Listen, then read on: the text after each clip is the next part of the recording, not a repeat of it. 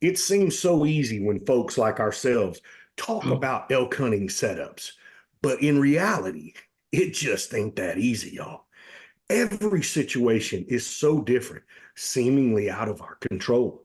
Knowing what to do and when you get a response or when you're not. So many questions are running through our minds. Well, y'all, on today's show, it's the decisions and realities of elk hunting setups. We take a hard look at what's going on in several different scenarios, along with the how and why we make the decisions we do. That discussions, our spinner winner wheel is back, and questions from our awesome ElkBros mailbox. So my friends, pull up a chair, adjust your volumes just right, and welcome to Blue Collar Elk Hunting. Welcome to Blue Collar Elk Hunting, brought to you by ElkBros.com, with your host Gilbert Ornelas and elk hunting coach Joe Gillia. You want to hunt elk, and they live to hunt elk. Their goal is to share with you what they have learned grinding it out for over 35 seasons, doing what they love. So come on into camp and set a spell. Welcome to Blue Collar Elk Hunters.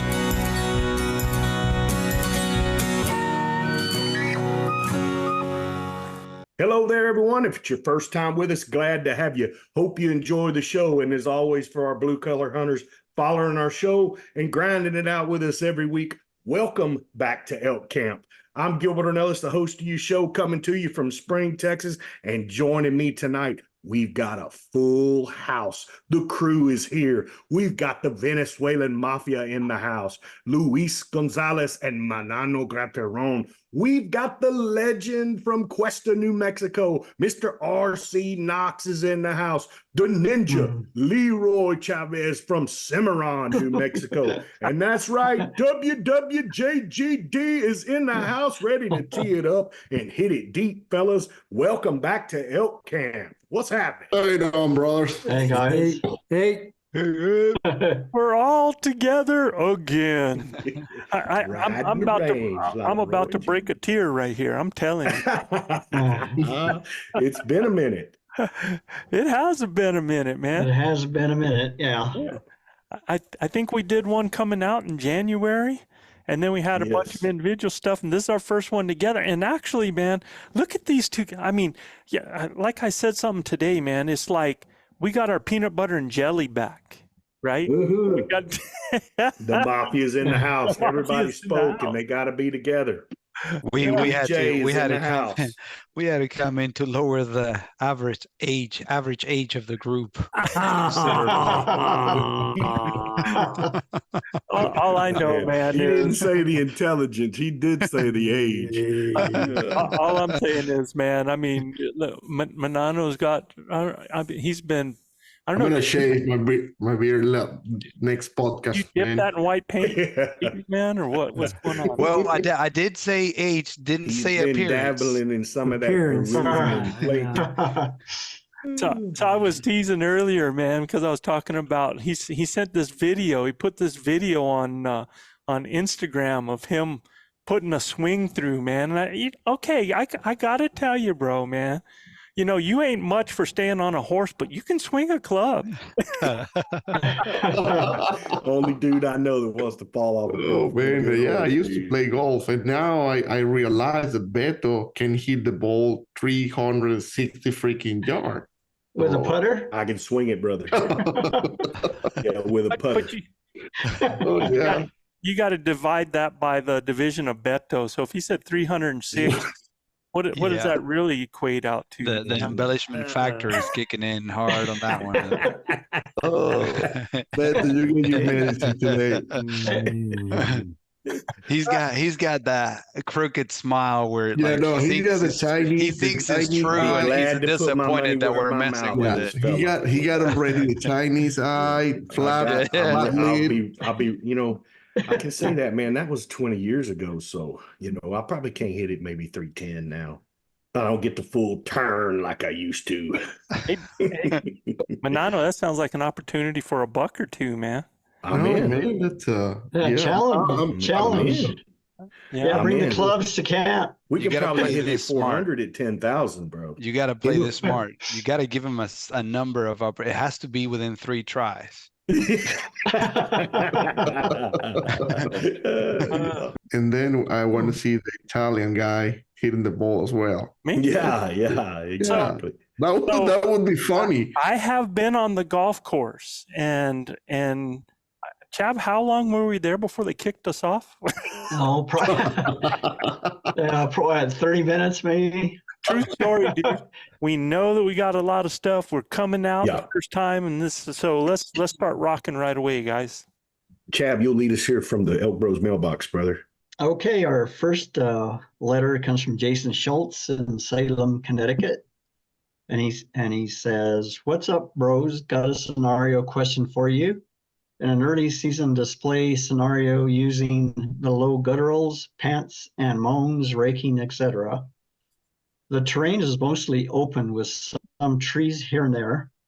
The hill I'm on is sparsely wooded, with no cows introduced yet. How would you respond to a bull coming in and only replying with mews? Had this happen a few years ago.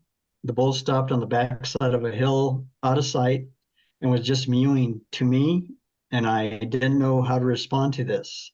What would the bros do? Thank you kindly, Jason Schultz." Well, Good question, Well, Jason. But before you go into it, Chav, man, we had somebody that this actually happened to here. And I'm curious because, Luis, you snuck in one year on a whole bunch of mewing bulls, didn't you? Yeah. Yeah, they were sparring amongst them. There's like five adolescent bull elk. And yeah, they were just down there, mewing at each other and stuff like that. So, but I had already tagged out. So Right. I got super close. I had the advantage of elevation as well. I was in the top section of the little, it was like a small little canyon where they were in. Tranos, man. Yeah. And it was pretty steep. There was kind of more like a little canyon, Oh, and yeah. and they I just got close enough to kind of see them for a little bit, and I think they eventually caught wind of me and kind of slowly, went away. But it was just bulls, and you said they were all pretty much young bulls. Yeah, younger bulls. All rags. Yeah. Raghorns. And what that mew, I mean, just like me, cow that mew? was Sounded just like a cow Yeah. calling. Mhm. Yeah. As they were Well- sparring too, so you Well- could hear the antlers and the music. And I know we had a conversation back then about that, because I was like, Did. I was surprised to hear that from, because I didn't see any cows in that group. So after that, when I do a calling scenario and I'm raking, Mhm. I'm actually in between the raking and I'm Yeah. cow calling. Well, if you'll think about it, that's what a bull does when he's raking.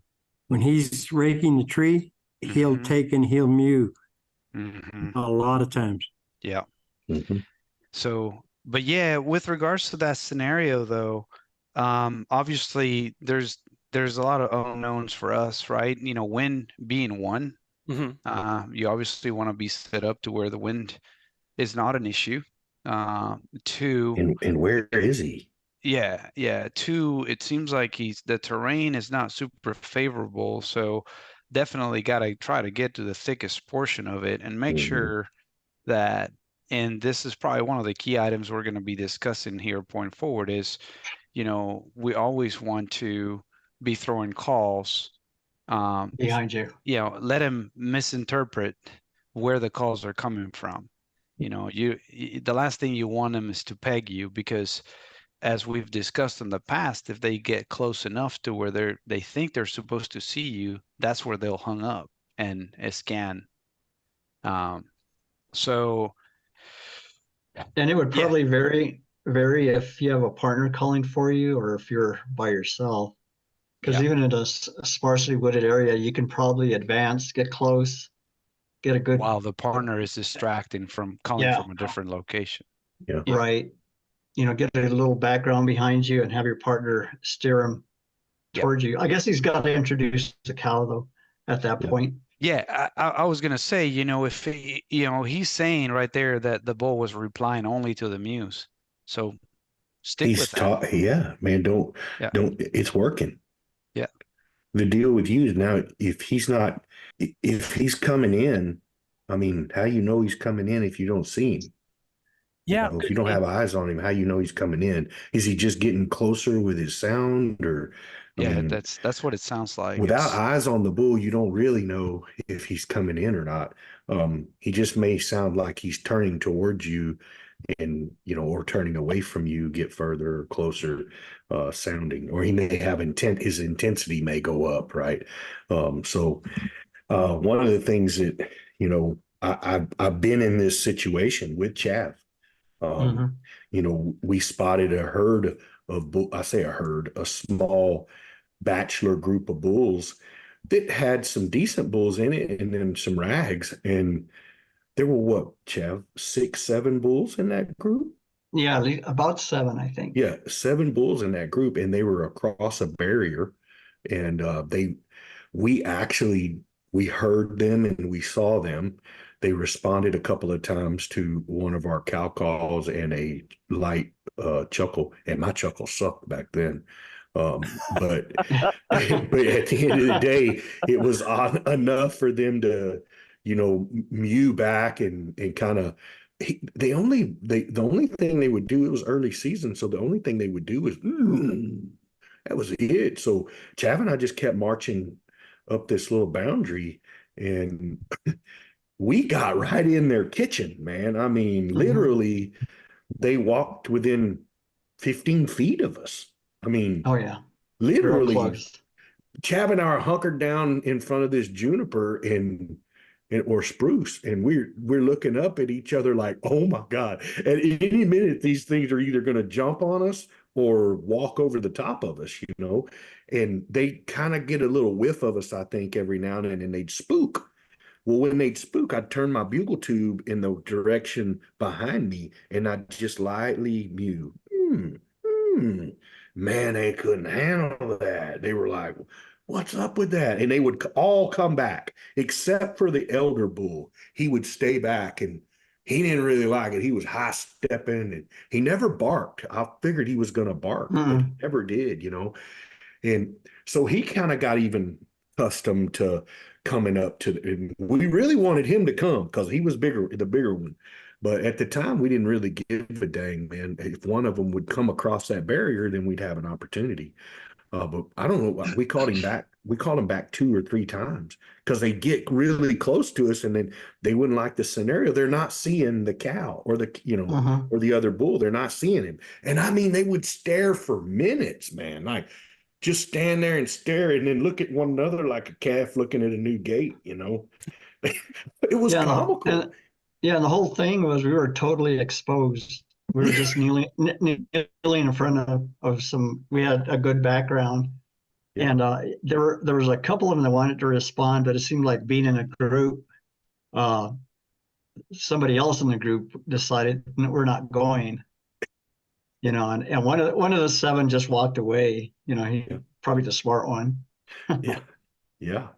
We got the other 3 or 4 so agitated with one another that one of them stood at the barrier and one horned him right in the butt, and that made him come over the barrier. When he did that, Big O does what Big O does. I drew, and then my angel is on my right shoulder. Chav, he gave me the yardage, and we sent it, and made a great shot and recovered the animal. I mean, the animal didn't go 40 yards, The only downside was that the rangefinder was out of battery after that shot. When he gave me the first yardage, which is hilarious, he said 12 yards. I looked at him. I'm like, bro, that ain't even close. I'm like, 12 yards. I had him pegged for like. I could have thrown it. Yeah, I had him pegged for like 50 because he was pretty good. It was a pretty good distance, and then he goes 57. I sent it, man, and as soon as he called out 57, I just pulled up with my 50-yard pin a little bit and let it go, and we center punched him, man. That's probably a good point is to range it more than once. because they kept catching different things. Yeah, You because know, we were so 13, far down. 1350, 1350. You know, We were That's knelt not the down first time in that's that grass. happened to you, too. I mean, I can remember being off there and hearing Chav click, click, click, click, click. Yeah, yeah, man, he's going to town with that thing. I can still to this day. I'm at full draw and hear him going. You sound like a telegraph operator over there, man. I'm like, how far, Chav? He's like 12. I'm like, you know. that was my Morse code. Yeah. Then he goes 57. Man, I sent it. I was like, that's enough. I mean, it's the same way I killed that bull in Colorado. You know, if it wouldn't have been for Brendan, I'd have shot him for 50 and he was 53, you know. Yeah. I mean, again, you got to absolutely do what you know to do, which is if he's not showing himself, you got to move into that cover, use your cover, and use your wind, you know, and then get in there and kill him. I mean, nothing ventured, nothing gained. Yeah.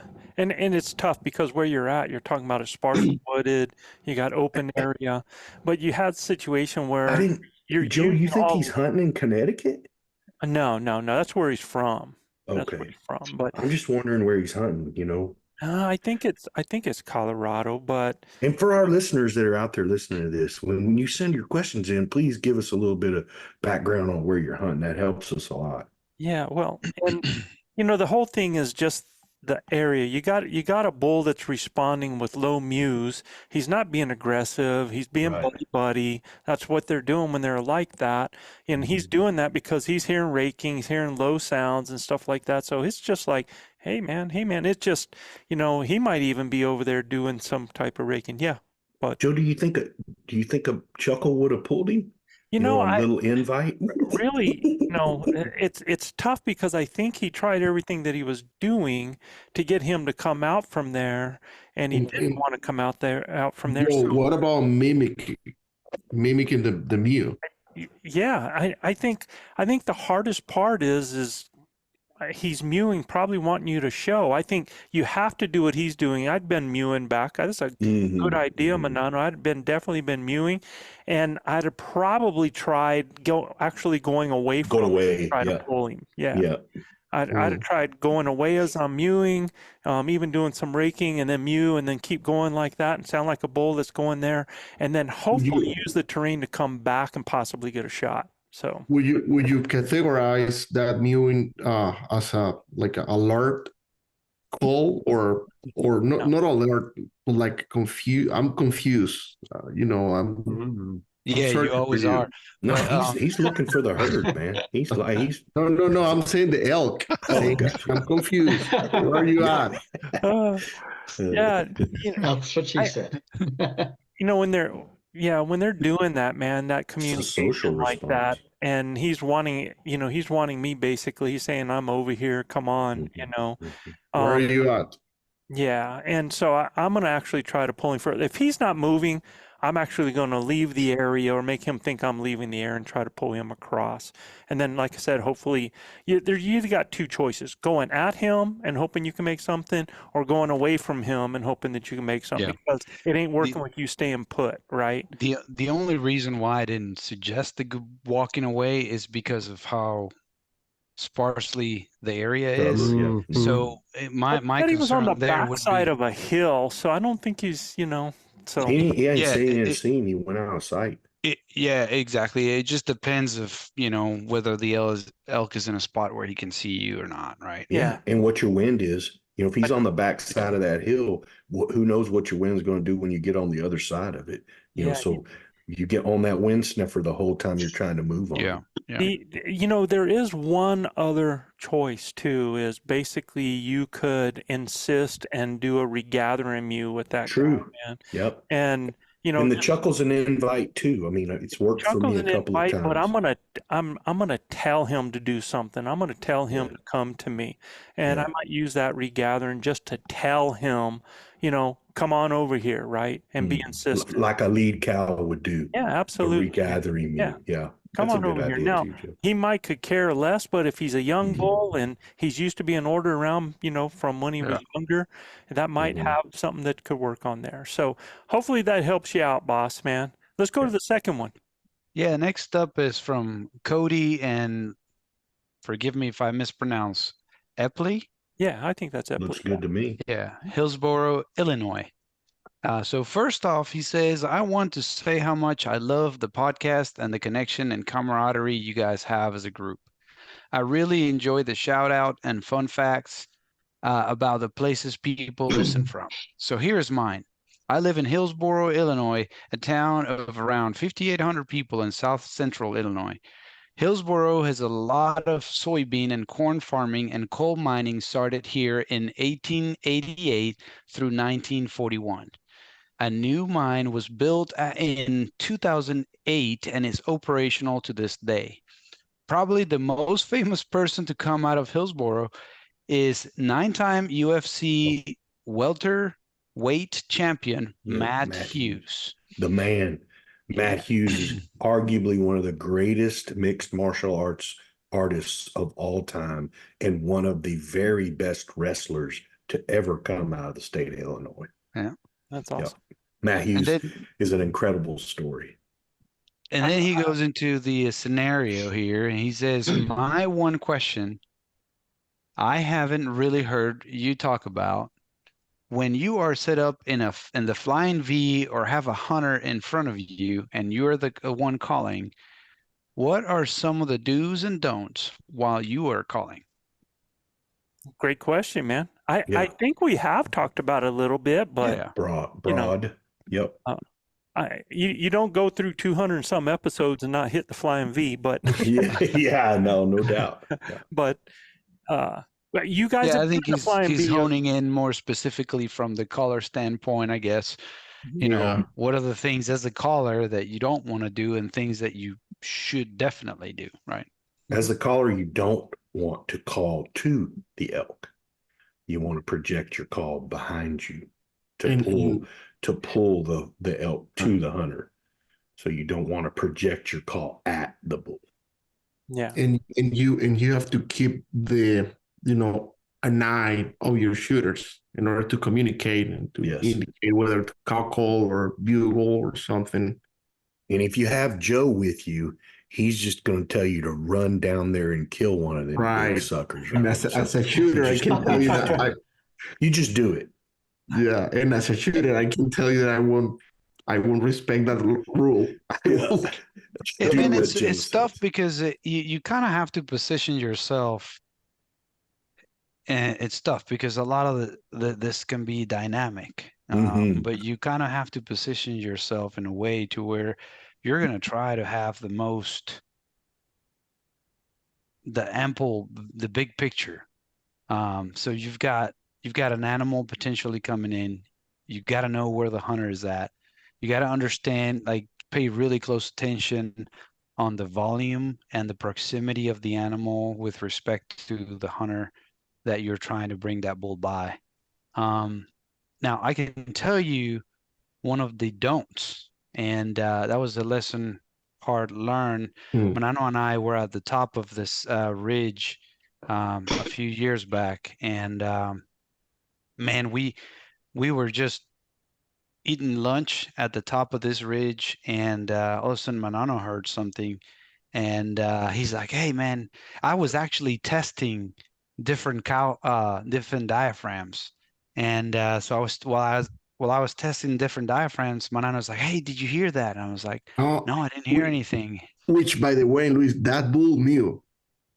Yeah, exactly. So I was like, "No, I didn't hear anything." Yeah, I heard a mew. Just keep calling. So, he went and set up in front. The wind was right, and then I started calling, and then we did get a response. And then at that point, I was trying to position myself to where I was, I had good cover, but I could still keep my eyes on Manano. And then I heard that bull coming in trotting. I mean, he was coming through wood. He was breaking branches and stuff like that. He was coming on a string. And I kind of knew where Manano was. I couldn't really see him, but I kind of knew the area where he was. And the bull stopped. And he stopped responding. Nothing. And I sat there for a while. And it was strange because he was coming on a string. All of a sudden, he stops. And I'm like, well, what do I do? So I tried, different things, right? I tried, I continue to cow call, cow call, and then I try to make a calf call as well. And then I introduced a young bull, and then I was like, and nothing was happening. And I'm like, well, did he already leave? Did he turn around and went? And I couldn't see Manano to kind of get a Verify. visual from Manano whether or not he was seeing it.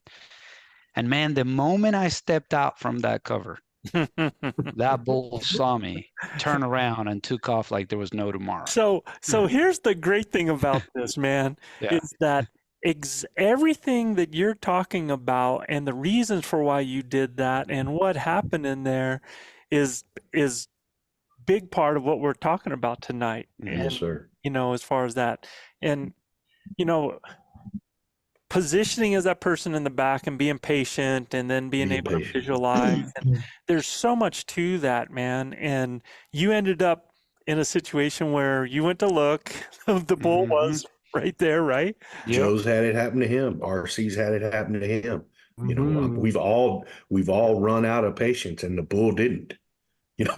He ain't gone anywhere, man. But I think in the flying V, do's and don'ts, or even if you're the caller and you're back, is that, you've got to have trust in your partner that's up there. You got to be able to get some kind of visual on him. And if you're not getting a visual, it's because you have something auditory about what that bull is doing, or if that bull is changing up, so that you can either back off, use the terrain, use the vegetation and try to steer that animal, or use your tube and try to steer that animal. But some other, a definite don't is for the person that's the shooter, they got to remember they're the shooter. They're not going to be doing any calling. They don't want to get pinpointed. The only time that they call is if they have to move up. And you as a caller in the back, or stop and try to turn it around.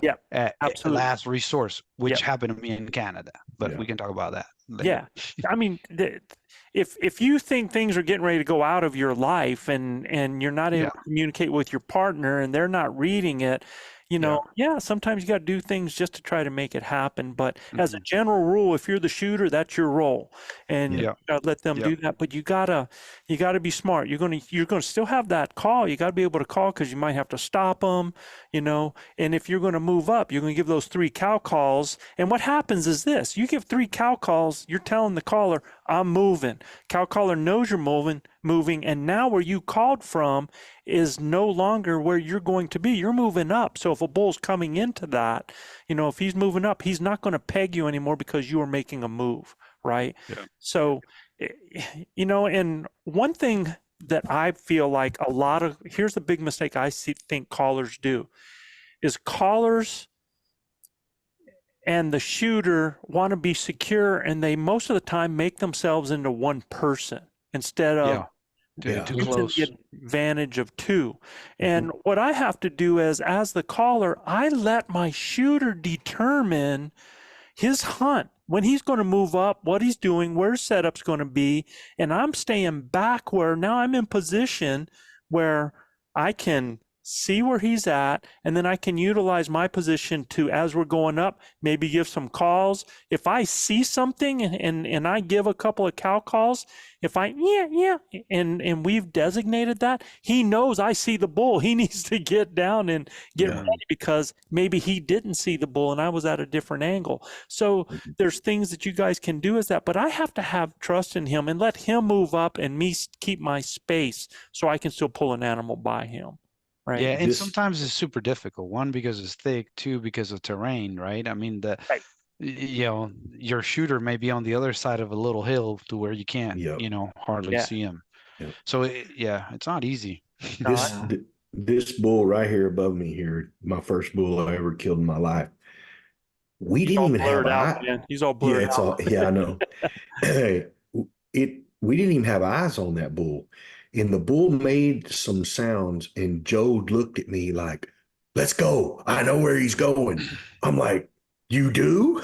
I'm like, dude, we don't even see him. He's in the woods, dude. We're standing out here and on the edge of a wood line, and the bull's over there on the edge of another wood line, and he knows where the bull's going. I'm like, how does he know where the bull is going. I can't even see the bull, right? And we just take off running. I'm following Joe.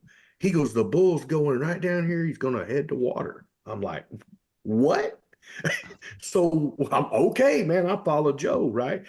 He knew where the bull was gonna go, right? He knew because of the way the bull was acting, where he was going, and then he knew what to do once we got a visual on the bull.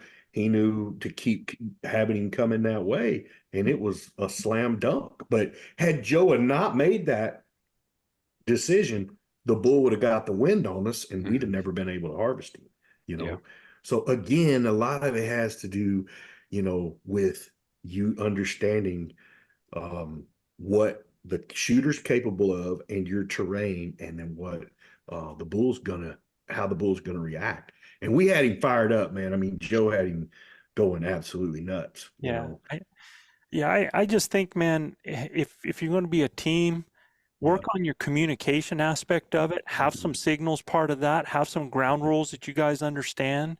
Let your shooter be a killer. Let your caller be the man to bring it by. Yeah. Play those roles, and you have a huge advantage like that. If you're running a flying V, those two guys on the front have to know where each other are. And there's a rule with that as well, too, because I've seen guys where they didn't take shots because they thought the other guy had a shot or was going to get a better shot, and it doesn't pan out. And we have a rule, man, is that when you have that effective shot, just like a basketball player, you take your shot. Our goal is to put it down there, but you know where each other's at so that you don't have to worry about any safety factor like that. Yeah. You got to make sure of that. But as far as signals go, you just got to do like I did on my first hunt. You just wave your arms up and down like that, and try to signal Joe and let him know that you've seen an elk. That elk's still running. Probably. And if your caller can't hear, you got to pick up rocks and put them in your pocket so you can throw and eat them in the bag. Pine cone. Pine cone. That Chav knows. Pine cone toss. Pine cone talk. Yeah.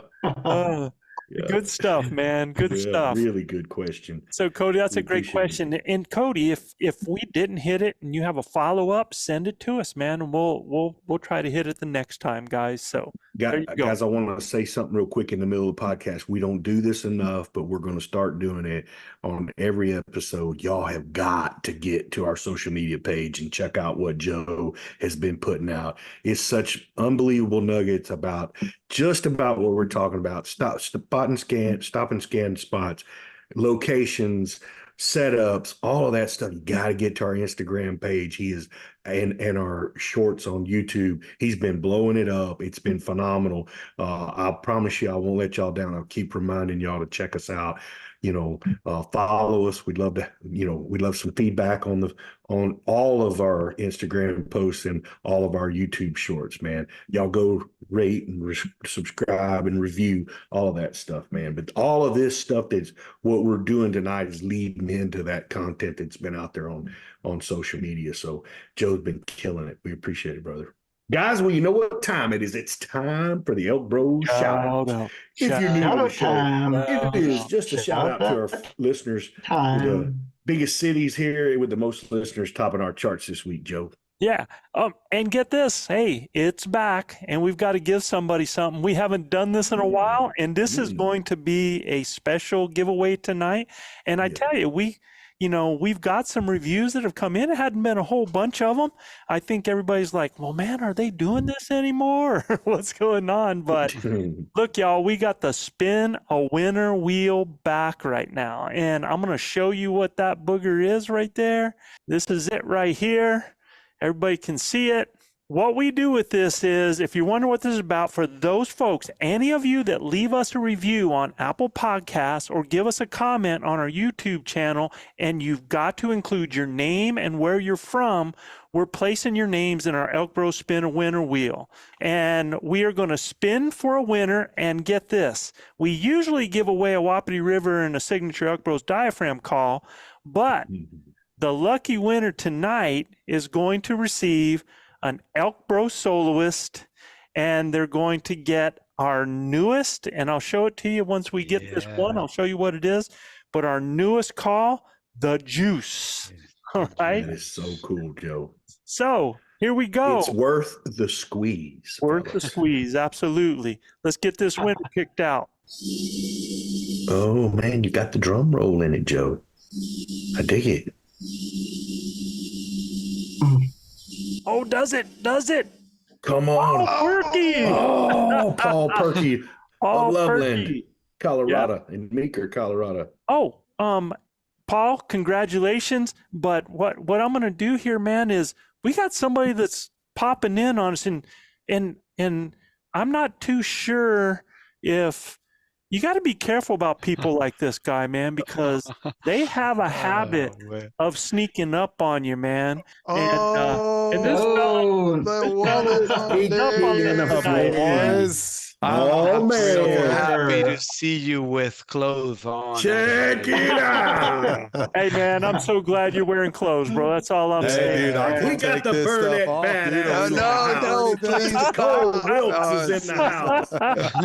Your ElkBros elk hunting coach, man, and man that just got back from Africa, and man, Cole, we can't thank you enough for joining us tonight, brother. Yeah, for our man. listeners that can't Cole- see this, Cole Wilks man, he's just been all over Discovery for Naked and Afraid. This For guy just did real. 21 days, killed it out there. Him and his partner, they killed it out there. Literally. And Cole, we're just so proud of you, dude.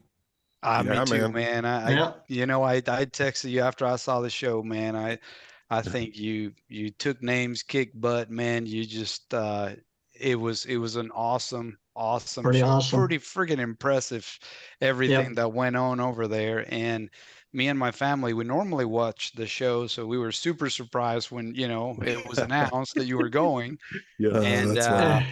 man, you had us riding the roller coaster of emotions, man. Yeah. So we were there with you, cheering Best up, one I've ever cheers, seen, celebrating, Cole. and everything. So Right on. congrats, I'm a big man. fan of the Congrats. show, and that's the best one I've ever seen, dude. Yeah. I mean, it's the best Mhm. one done. I thought you and Shell just absolutely killed Yes. it, man. She supported you, and you were Yeah. so selfless, man. And Yeah. it touched all of us. My kids were like, "Dad, that guy hunts with y'all." I'm like, "Yeah, man." I said, "You will never meet a badder mofo than this dude right here That's on the right. mountain." I said, people ask me all the time, "Well, how many days you think?" I said, "All of them.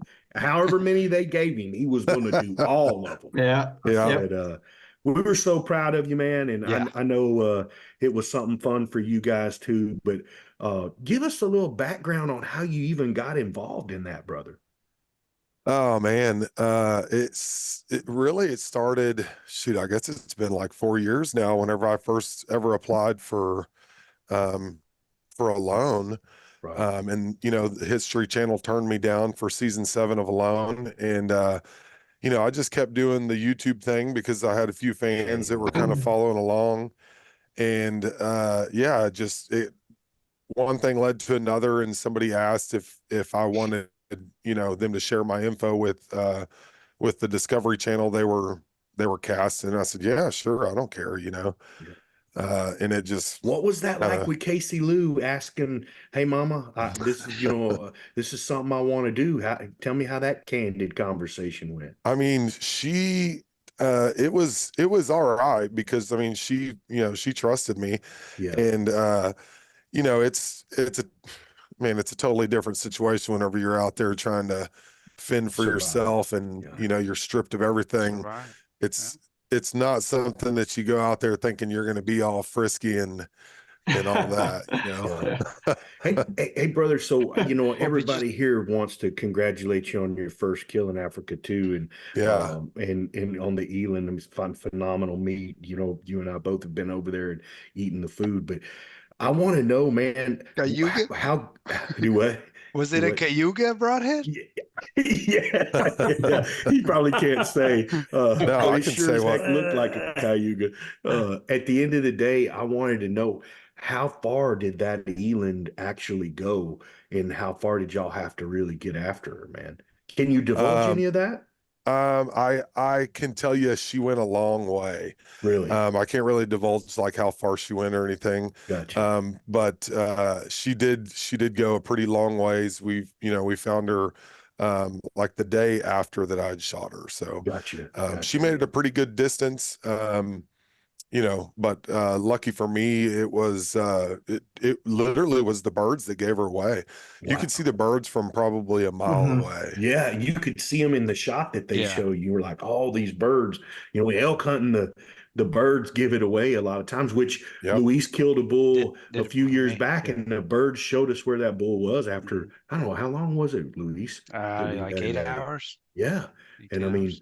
for sure. So that's too cool, brother. Yeah. Were you worried about the shot? I mean, when you I saw it? was. Yeah. Yeah. Yeah, Because of because the I could penetration tell. on the arrow. Yeah, the penetration on the arrow, and it was kind of at the further end of where, the distance that I wanted to shoot. And Yeah. I honestly thought she was at like 30 yards, but her body was so freaking big, man. It seemed like she was way closer than she was. She was actually about 35 or 36 yards, So Gotcha. when you take that trajectory, that arrow, it was on its downhill run, and it came in just a little low, and I think it just like barely clipped heart and maybe Got a a little good bit artery. of like some lung or something, and then that offside leg, and Mhm. definitely broke her leg. And the blood wasn't great, but it was consistent. That's good. Yeah. Yeah. And Yeah. blood trailing out there is hard, man. It was so dry. That red dirt, it was just like Oklahoma. It basically would just Yeah. Yeah. drop on the ground and ball up, and it would just Yeah. collect all the dust. So Yep. it'd be exactly like, unless you weren't just paying real close attention, you couldn't even tell that it was Yeah. that it was It's blood. it's like that Red River sand. Yeah. Yep, Yeah. exactly. So, bro, all of your whole life and everything that you've done up to this point with all the different hunts and all the different animals and all the preparedness and the days that you spent up in the mountains and everything, how much did it prepare you? How much did it prepare you? What part of it was really like, was there ever an oh crap moment, or did you feel like you had this the got whole this. time? I had such a blast the whole time that I was there, except for sleeping. And Had to be brutal. You did say it was it was brutal. I mean, Yeah. absolutely brutal. But other than the sleeping, and really, like, if I didn't have to go in my shelter and go to sleep, I probably wouldn't have. Like, I Mhm. probably would have just continued doing cool stuff all day long. It got to the point to where my producers were like, "Hey, dude, you need to chill and just hang out, because there's no more stuff they're going to show on your episode. Like, you're wasting all this cool content and we can't show it, basically." But yeah, Joe, my whole life has been stacking up to this survival show, being stripped down to where you're absolutely nothing. Right. And I've got a stick and a string and a few other sticks to fling at animals. Mhm. Dude, you were And I've so got my- close on them birds too, man. Dude, you, So you have no close, idea. bro. if it So if it close. wasn't so thick, like a bunch of that stuff was just so insanely thick. Yeah. You couldn't see. So there was all kind of stuff. Like, there was these partridges that were just little Bad about like birds. grouse. Yeah. Right. And they were everywhere. Yeah. And like, no BS, y'all, I probably flung a good 6 arrows a day at stuff. Yeah. Yeah. Right. It was just so thick, and just everything is so turned on. It's not even funny. Yeah, I mean, I'm sure even with that stick and string, it's not the fastest bow in the world, right? So when they hear it, bonk, I mean, they're like you said, everything is so turned on and aware Yeah. of everything trying to eat them. Did you feel ever unsafe at any time, brother? Like at night, where the critters were coming around y'all? Did you ever feel unsafe? I mean, there was a couple times where, man, I had to get up and kind of shoot some stuff out that was near camp. Shoot some stuff out, bro. Dude, eyes a couple So I would leopards, we shoot them away. I never got to the point to where I was like worried at any point that something was going to happen. And I mean, I came up on some herds of wildebeest several times. I mean, close encounters with baboons and stuff. Yeah. And I they're never, brave. Yeah, I treated a baboon a lot like I do a black bear. I made Yes. the same noise they did, and I started running right at them. Right. And my PH was, he thought I was wild. That's what my Yeah. son asked me. He said, "Did they have professional hunters with?" I said, "Absolutely, had Oh to yeah, have." Right. it's the. I You mean, know. that's the law in Africa. Yeah. There's nobody that's allowed on any of those preserves without any kind of protection with them because, Yeah. I mean, there's Everything will kill poachers, you. there's bad animals, there's Cape Man, buffalo, the there's crawling to try to get the The crocodile gator. Crocodile, dude. was just epic, dude. And then when you just said, and then when Epic. you just said, "F it, I'm going right at the," and dude, Yeah, you dude. took And you off like ran. a wild man at that thing, bro.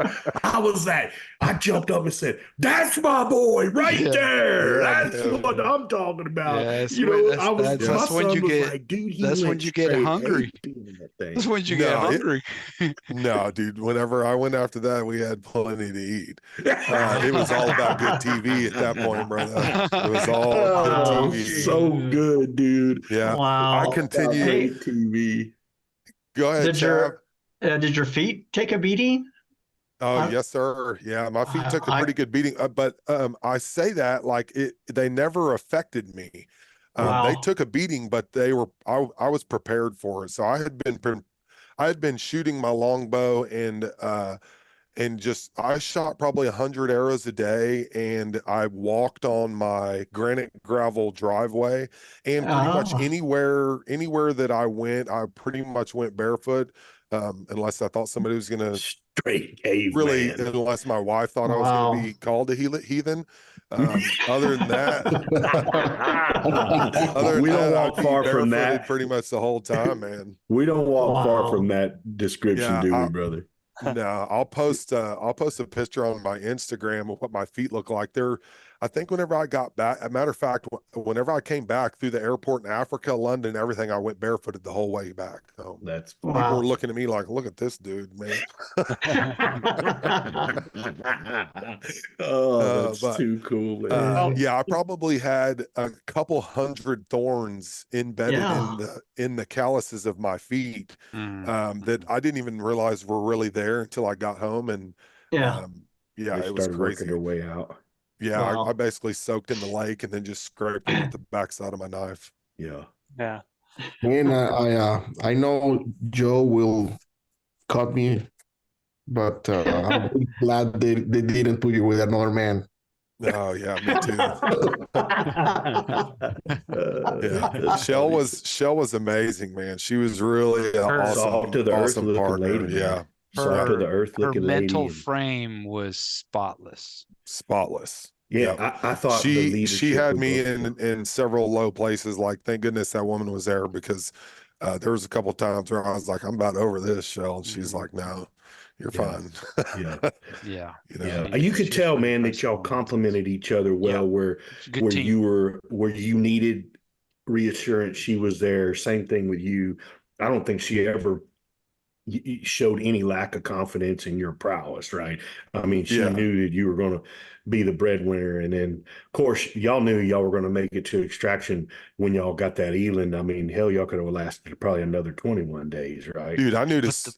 Yeah, I knew it as soon as we got that crocodile on day 3. I was like, "Get ready, because this is going to be epic." Yeah.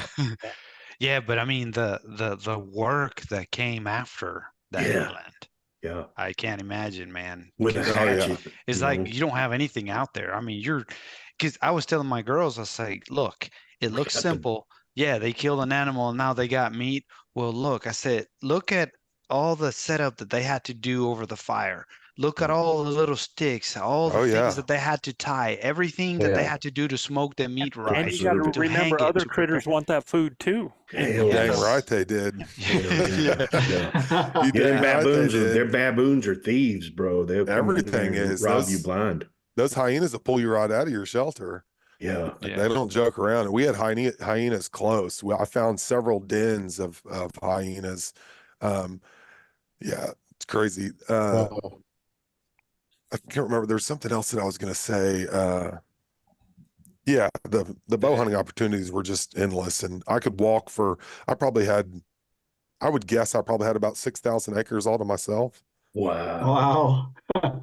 Yeah, That's cool, man. Did Yeah, you it's ever pretty see any wild. kudu while you were there? Oh yeah, man. I almost shot a kudu several times. Kudu and the wildebeest is what I Yeah. really got onto the most. Right. Yeah, you guys, they did show at the beginning Yeah. as you guys were walking from inception to your camping spot Yeah. that you ran into a group of them. Yeah. Yeah. Wildebeest. Look, So Cole, that man, was pretty cool. we wanted to, we wanted you to pop in with us and Congratulate you, brother. yeah, Elk Bros style, man. absolutely. Yeah, man. And I can't thank you enough, bro, for wearing the swag on the show, dude. So Yeah. cool. Elk Bros Yeah, now man. went international, dude. I don't even know if you knew that came out, but dude, you're wearing the one of the Elk Bros pictures. hat, and I Yeah. mean, the pictures, The intro. It was the intro. I mean, it was so cool, and what you've put in your bio is a strong, reflection of how we feel about you and everything. My wife told me that today. She goes, Yeah. I was reading his bio, and he's talked about being an Elk Bros coach and, what you've done for the Hunt Wars guys and what you've done for us. We appreciate that. And we're so happy and proud for you, brother. Yeah. Right on. Well, I'm proud to be an ElkBros coach, and I consider myself to be one until the day I die, man. Absolutely. And there's more to come, man. But the only thing is, man, look, dude, only one time with the whole clothes thing. You gotta, We're gonna get you in some 2-0 camo when you Trust come me, baby. trust me, bro. brother. If I Get a new could have camo. that opportunity and had clothes on, I 100% would have. You can bet That's your another ass thing, that. man. You got some crevices that, man, I'm sure them bugs like to try to find a way in. Dude, the color change of my skin blew my mind. Whenever I got back, I sat in the ranch manager's swimming pool and scrubbed myself for I just sat there in the pool and drank beer and scrubbed myself with a bristle brush and some soap for a couple of hours. It was insane. Wow, Yeah, that's crazy.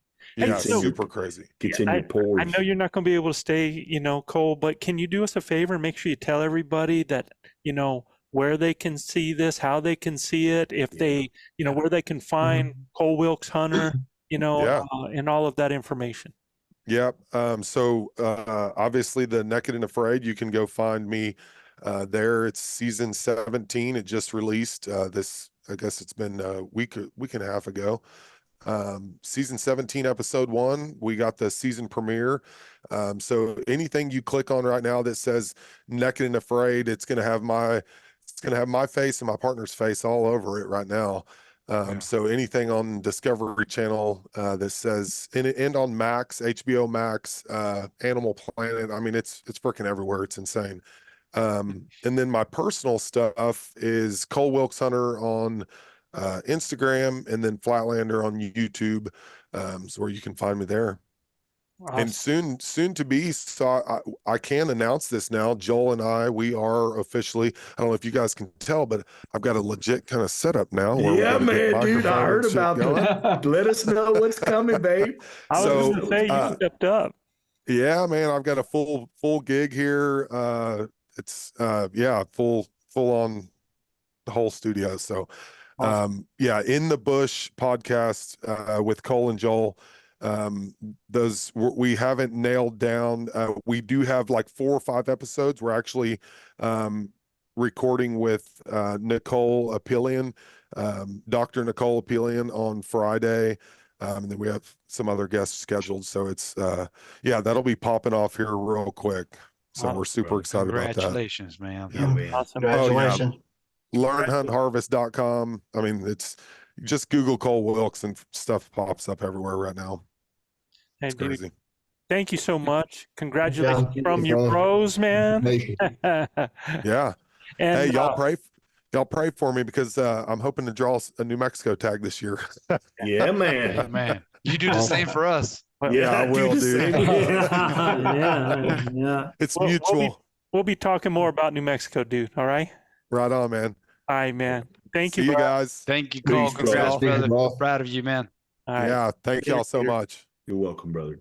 Oh man, how That cool. was cool. What? That was so Yeah, cool. The that was pretty infamous cool. Cole Wilks, man, the Flatlander in the house with us. That Well- was so cool, Joe. Yeah, and that's a surprise for tonight's show. We didn't know that was going to happen. That was a spur of the moment thing, and so proud to have him on here, to have one of our coaches. You'll be seeing Cole more.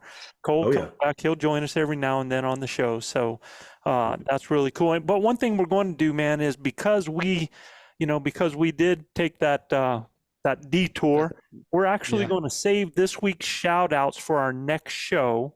So we'll be Okay. doing those on the next show, and we're going to move on to our main content. And if we get through it, we get through it. If we don't, we can always do a second part of it, because I really think that, and tonight's main content is on the reality and decisions of elk hunting setups. All right. And look, the whole reason for this, and I got to actually thank Manano for this, man, is that y'all don't realize, like, when we started doing this show, honest to God, man, I was like, I told Gil, I was like, dude, what are we going to talk about after, 30 shows, man? And here we are over 200. Yeah, we're over 200 episodes. And, one of the things that we are concerned about is always bringing you guys value, and sometimes some of this stuff is actually, because elk hunting's elk hunting, there's a lot of this stuff that we get asked over and over again that kind of seems repetitious, but Or redundant, yeah. yeah, and really it can be, if you don't make yourself a student of the hunt, right? Yeah. I mean, it's just like if you're going to be a basketball player, you can learn to dribble and shoot, but there's a difference between those people that go out there and just do a pickup game, and those people that play professionally, that are assassins on the court. And what we want to do, and what is our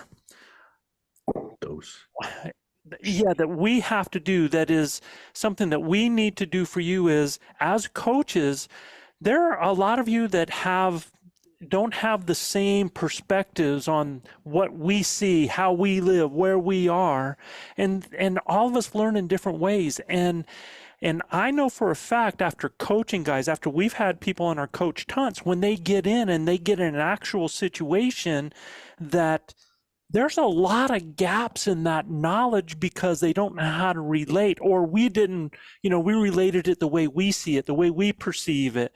And we make it sound simple. We make it almost sound sterile. You do this, get in this setup, the animal calls here, and then you take it's not like that, man. No, Real it's life dynamic. is messy. Yeah. Yeah. And super messy. And Manano brought this out. He's like, Joe, how many times can we talk about the same thing? And I'm like, I don't want to talk about the same thing in the same way. We should always strive to do a better job. And look, y'all, most of this comes from you. Manano is one of our younger elk hunters. He don't look young, right? But as far as elk hunting, he's Osama bin Manano. He's the youngest one of the group. So what he brings for that is actually great, because he pulls us back a little bit, so that, because there's things that we take for granted. And so tonight, on the reality of decisions and elk hunting setups, we really want to make that more real, into the messiness of it, the questions that happen with it, the understanding of a setup, because people think of that as you just, okay, I hear an elk, he bugles, I go, I find a spot, I sit there, and you don't really know where to get, why to get there, how to get there, when you should get there. And yet you're like, okay, and then the bull comes in, I shoot, and it's over. And man, it don't happen like that, right? Because it's a dance, and it's dynamic, and it's back and forth. And so what we want to do is give you some definitions. We want to give you some key points to remember, and we're going to talk about some scenarios before we get out of here in this next time here, and try to get you to see what we're thinking about and why we're thinking it. All right? Because I will tell you this, one of the biggest reasons people do not close the deal is because their setup sucks. You put yourself in a wrong situation. Now, that is not a concrete thing.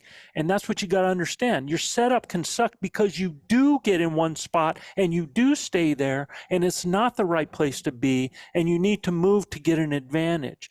And so that's where the dynamic, you go from this setup and it flows into this setup, which flows into the next setup, which flows into you moving after an animal and maybe dropping to a knee, because that's going to be your setup at that point in time, man.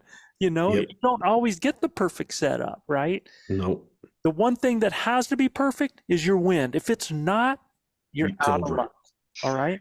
So I just want you to realize that a setup can be anything from how you place yourself for the best advantage from the moment to moment while you're moving, while you're calling, while you're reacting to a response, or if you're acting out a scenario. It's where you place yourself for the best advantage to get an effective range shot opportunity. If you don't do that, if you don't put yourself in a position that you can draw and get a shot, it's not going to happen. So that is why I'm telling you that there is no one standard other than some key points. All right. And we're going to, I'll just shut up and we'll go from there. So guys, give them some key points that they need to remember on some of this. Okay, well, one of the key points is that elk want to see and verify what they're hearing. That's why it's important to learn how to call. You know, if you're calling and there's an elk in your area, generally they're pretty curious. If you use for example, if you use a lost calf call, you know, there's going to be some cows that are curious about, you know, is it my calf baby, or there's a calf out there. So, you know, they'll come to you. And if you're in the situation where a bull's really hot, he wants to come and verify what he's hearing. So that gives you ample time sometimes to get in good position as far as your setup. Other times it happens automatically, and you can actually spook the elk, but at the same time, they're not always aware of what spooked them. So again, they still want to verify what they just saw or heard. Yep. So they'll just run off about 30, 40 yards and give you a broadside shot if you're prepared for that. Which brings another point is, if they're in close quarters, draw your bow, because if you spook it, they still want to see and verify what they just thought they saw. And again, you got a shot there. Anybody else want to add anything to that? I just think the most important thing to remember too about them wanting to see is you need to hide. And I don't mean, you know, I don't mean you need to get behind a tree. What I mean is you have to put yourself in a container of vegetation or using the terrain where they have to come seek you because they can't see you, whether that is just up over a rise, whether it's through some bushes, whether it's a change in how those trees are doing from thick to an area. Remember, they want to see.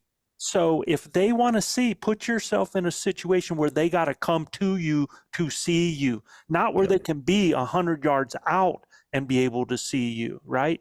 It's good for seeing them, but it sucks for killing them. All right. Yeah. I mean, case in point, I don't know if you want me to go into that yet, Joe, but case in point, what happened to RC and I in Canada, right? I mean, we pipe off a bull early that morning. We're kind of coming down this drainage, and our guide that was with us, Dylan and them, they bugled, and this bull answered us. Well, man, they want to dive off and go right at him. And RC and I are like, whoa, whoa, whoa, we can't dive off here. The wind's wrong. We got to go circle around, right? Well, the bull's coming. I mean, you can hear him. He hits another bugle and he's closer. I'm like, we got to go. We got to get out of here, right? Or he's going to wind us. So we take off and we barrel through and go around. What do you think, RC? A quarter of a mile we went down from him? We went probably about a quarter of a mile and then bailed off into some of the thickest bush I've ever seen in my life. Like, we're falling down and falling on one another, making all kinds of hellacious noise. And we get into this spot where they're like, I think we're like right on him. You're right in level with him. And, I did not get to say anything to Dylan, and I didn't get to say anything to RC. RC's to my left. I got Brian behind me and Dylan behind me. And then he goes, yeah, like that. I'm like, oh. And dude, that bull, how far was that bull from us, RC, the whole time? Oh, probably 20 yards. Dude, the bull is it's right on there. top of And you it. can He literally goes, see his antlers in the brush Yeah, going he like goes, that. But yeah. I mean, he is hot, dude. If we would have moved 35, 40 yards below us, he's got to come through a corridor that opens up into about a 40, 50 yard little nest egg in there. If we set up right there, he's got to come in there to us. You know, it's a pinch. But instead, we're in this really tight corridor. Yeah, if the bull walks left, RC shoots him at about 10 feet, right? If he moves 3 feet further from me, I shoot him at 12 yards. But it was so tight. But Our you're setup limited. was You're and we limited. were so limited, Joe, right? And I'm not bagging on Dylan or Brian, dude. They really felt like we were close far enough away from him that they could get it done right there, and had no idea he was going to be 20 yards from us, you know. But I think what he heard was us piling through there, and Oh, he heard yeah. He heard most all that definitely did. commotion, So and he's like, "Man, that's the herd coming down through key there, right?" point that you just brought up too, man, is that the sounds, elk sounds, sometimes are just as attractive as mewing or Right. rolling rocks, Yeah. breaking trees, rake. I mean, all Oh, of we that were breaking all smells kinds it. of stuff. Oh yeah, We almost broke each other. I mean, it was that thick, dude, and Yeah. wet, right? I mean, we were wet from Oh. our, top to bottom. I mean, it was so much dew on the ground, but he came roaring in there. He was so mad, dude. And I guess maybe he was really mad because he'd heard that bull above him, and now he hears something below him, So anyway, I mean, case in point, we have a better setup. I think we have a better opportunity to kill that bull. absolutely, man. And about the whole viewing. Anybody else a key point? Yeah. So I did touch base on this in some of the setups that we were talking about, and when the question came up about the flying V, and but to me, most importantly, when you're hunting solo, it's key to make sure that elk is looking for elk where you're not. So Yeah. I'll let that sink in a little bit, right? I mean, you want elk looking for the elk that you're pretending to be, but you don't want to be where the elk is looking. Yeah. And so at that point, what you're trying to do is basically misrepresenting where you're calling from. So you're trying to throw the call in a different direction to where I get you. you get it now. Yeah. I mean, that's how I steer an animal, and I think I just did that on a Instagram post, because I'm actually on a ridge. I'm on a finger ridge that's sloping. I have a bull bugling down towards my right. If I bugle at that bull, he comes straight up the hill and I'm head on, right? If I bugle behind me, I pretty much get the same thing out of it. But by taking my tube and throwing my call over the other side, forward and down over the other side, I get a bull now that thinks that it could sound it's over farther there, away. comes across and gives me a broadside shot the whole time going through, right? Yeah. And to your point, you brought this up too earlier. If the terrain allows you to do that, if you want to make it more realistic, you make the noise, the sounds, the raking, and as you walk through the wood, as you walk away from that bull and as you're calling, and then figure a way to sneak back in to kind of place yourself a little shorter. Yeah, you always need to remember too that you're automatically at a disadvantage if you're too flat land or if it's too open terrain. If you call, the animal's going to know where you're at because you don't have the ups and downs to protect yourself there. And I had a buddy of mine. I had a bull actually bugling, and man, I don't think I've ever been more upset. I'm actually working a bull, and I don't know if you remember, we had Bob and Larry Gill were hunting with me up there, and I had a bull working in front of me, and I didn't have to say a thing. He's ripping up the tree. He's busy. I'm putting the Mohican sneaking up. His eyes are, he's busy. Everything's moving like that. Scent's going crazy. And I'm in position just moving in. And all of a sudden off to my right, because they heard the bull, they're coming into the bull, which is fine. Okay. They're still in the wind. All that's good. But as they're coming to him, they're cow calling. Now they see the bull and they hear the bull. And as they're coming into him, they're cow calling. right? So what do you think that bull does that was raking that had his eyes covered, man? He stops and looks. Yeah, he Yeah. comes up and he's just focused on, well, where is she? Where is she? And, you know, Yeah. he sees the movement. Okay, that's even, oh, there she is. Oh, she's pretty ugly because she ain't got one. Sorry, Mr. Gill. There's another key point, Joe, here. When you're still, you're quiet and without any movement, and the elk's coming, and while he's moving, he's not able to see you if you are really quiet and not making any sound or movement. Actually, it happened to me when I killed the bull in the snow. Remember that the arrow fell out of the knock. Yes. I waited because he stopped, and then you call it again. And when he moved, I let down and knock again and drew back. Man, How far away I was a full draw for, I don't know, 3 minutes. How far away was he from you when all that happened? But you shot him at about, I don't know, 10 yards? Yeah, 12, 11, yeah. But I waited until he start walking again. I would say he was 22, 23 yards. He was close, man. He was close. And then he was searching. He was searching for. To summarize what Manano just said, they don't see you if you're quiet. They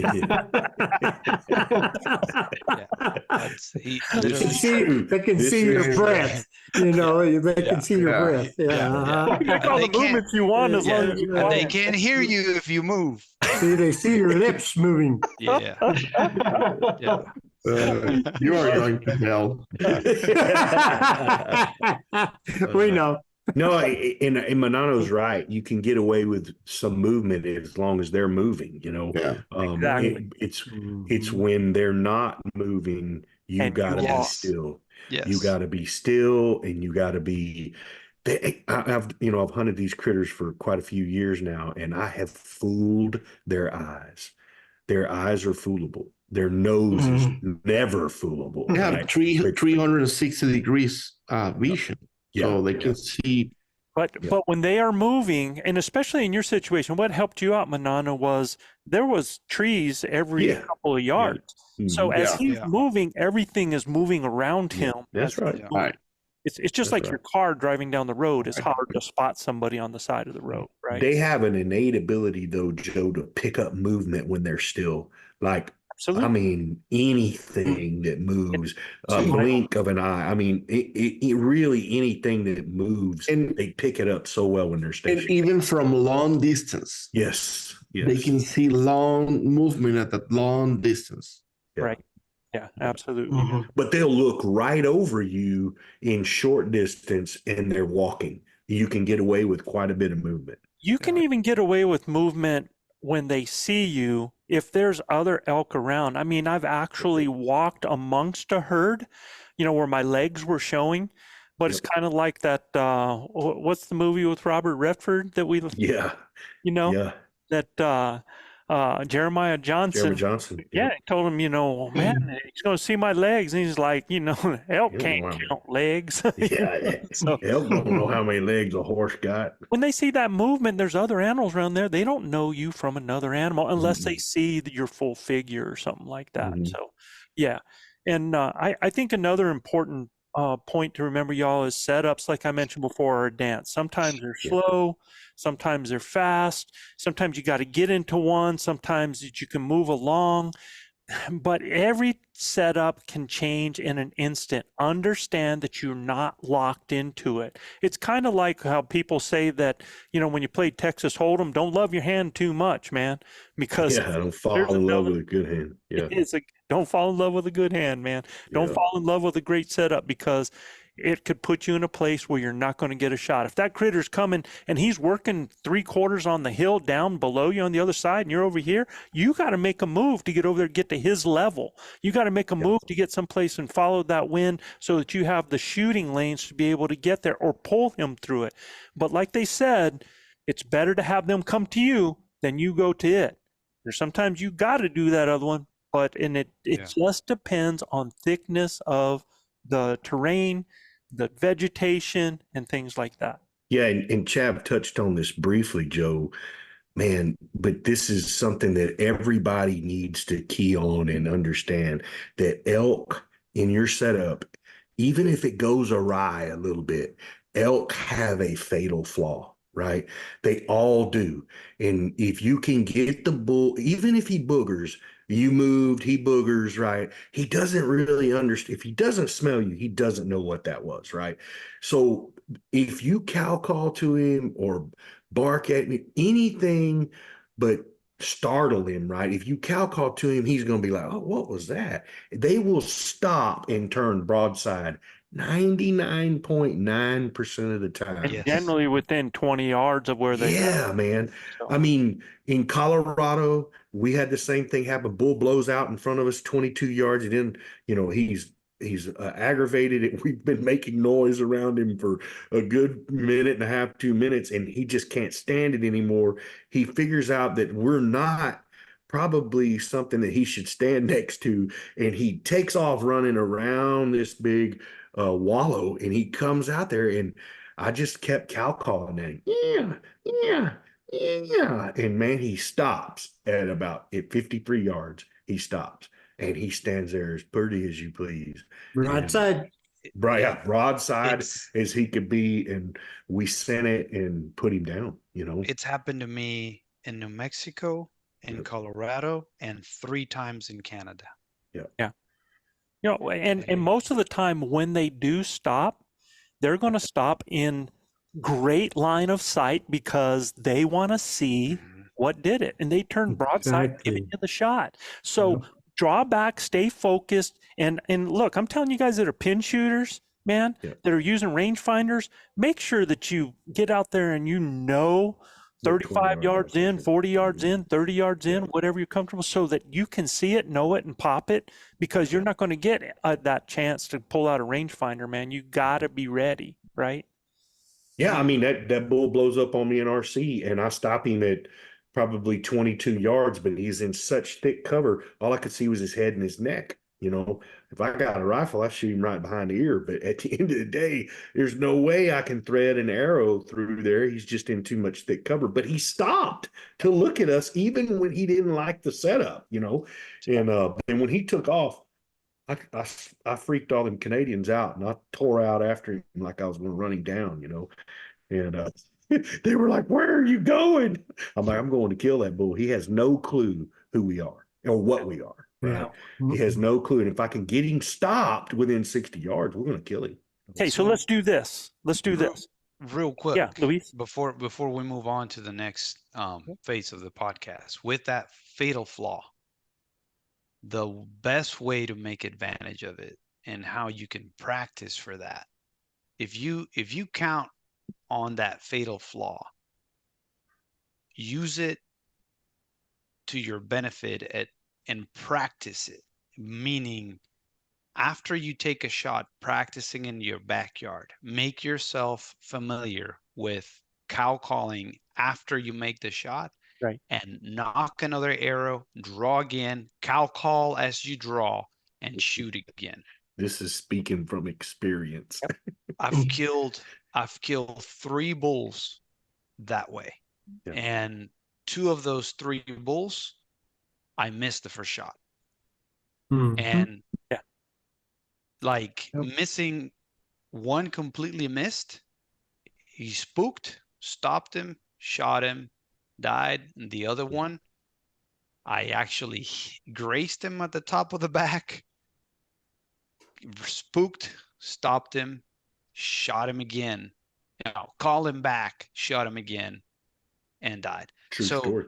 So they will give you another opportunity most of the times, and you've got to be ready Don't for give it. Don't up. let Don't yourself give up. crumble Yeah. when you miss that first shot, when you hit a limb, when you misjudge your distance. Do not let yourself crumble. Yeah. It's not over until that elk is completely out of sight. Well, And Joe has to shoot at least one arrow before he can know how far he's shooting, right? He's got to shoot at least one arrow. Yeah. Well, Miss the I- animal, and then it's like, and who- game on. Now I know Yeah. exactly how far Pressure's he off. is. and Pressure's that's the off. reason. That's the Wow. reason That's the why I problem. got good at that strategy is because I just learned from the best. I mean, Yeah, I saw that all the time. there you go. And I'm like, wait a Uh-huh. minute, I see how this guy does it. He shoots that first arrow to gauge everything, right? I mean, Exactly. aromatic pressure, altitude, elevation, Yeah. temperature, everything goes into the Wind. factoring, Yeah. you know, okay, Mhm. now we have the shot gauged and Yeah. ready to go. Elk, Yeah. can you please come back and put yourself broadside again for And my I, second and shot? I asked because them we- nicely. I'm like, yeah, Yeah, and they yeah, felt like that. yeah, He yeah. Pretty does. I've please. witnessed it firsthand. Oh, We've called yeah, bulls back all the multiple time. times. All the time. Let's do this, man. Let's talk reality now. We're going to talk about a couple scenarios, and we're going to try to show the difficulties that are going on. And if I miss any, and you guys have, difficulties that happen to you that are beyond these here, when we do that, I want to hear them. But we're going to talk about those things that are going through your head and try to help you with some of those decisions. So, why don't you guys give me a scenario that we're going to start with? It's a 8th of September, first daylight in the morning.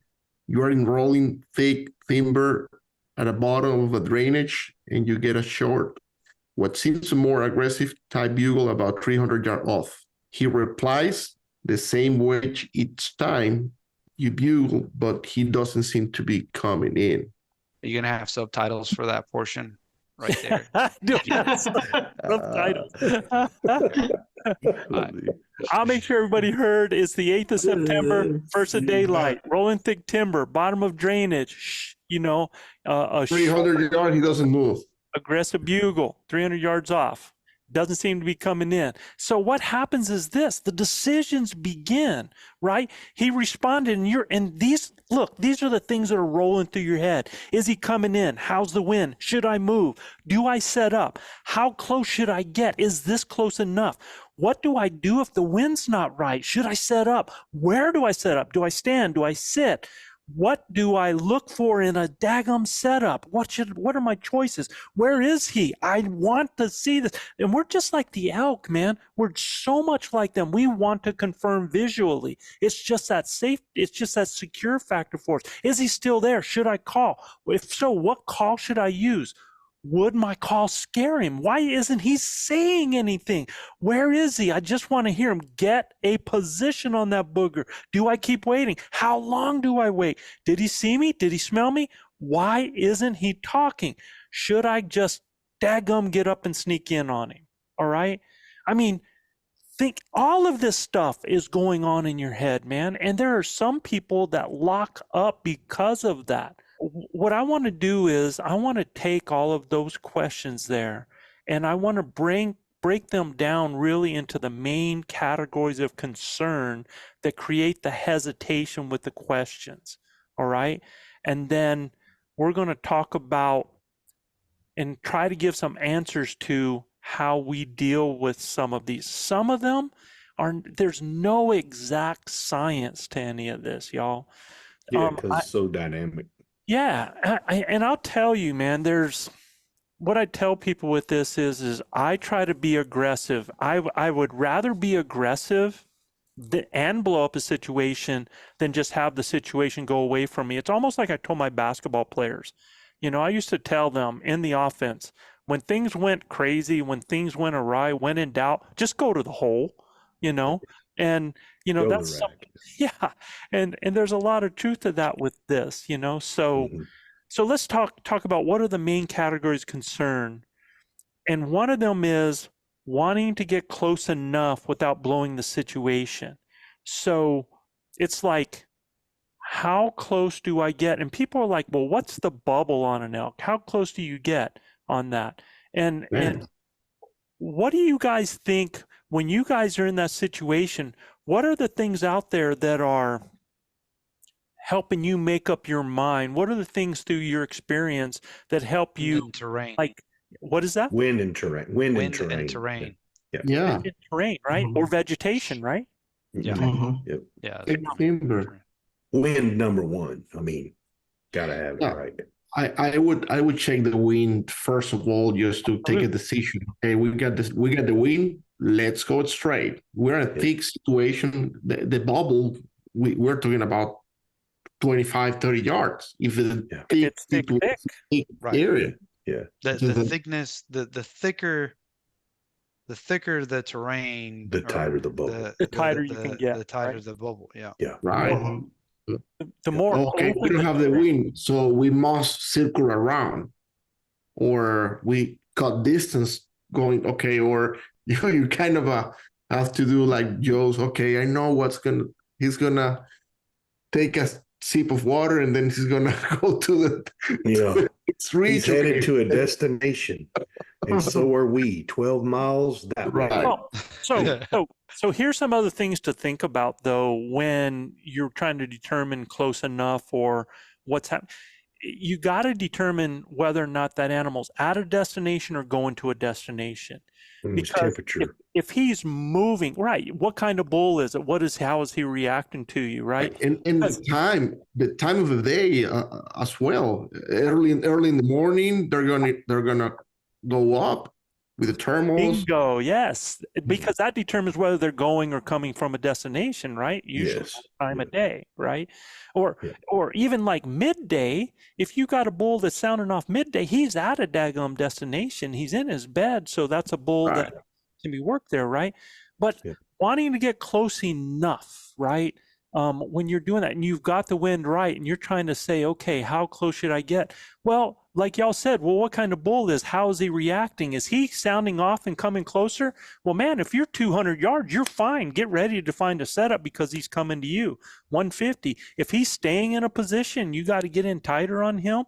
Depending on what that terrain is, as far as the ups and downs or how thick that is, that's going to determine how close you can get in before you try working him, right? Okay. Yeah, I mean, you don't have to say you've already got him piped up here, in this scenario. He's bugling about 300 yards from you. You don't have to say anything. You can just go get in there, depending on your cover and your wind.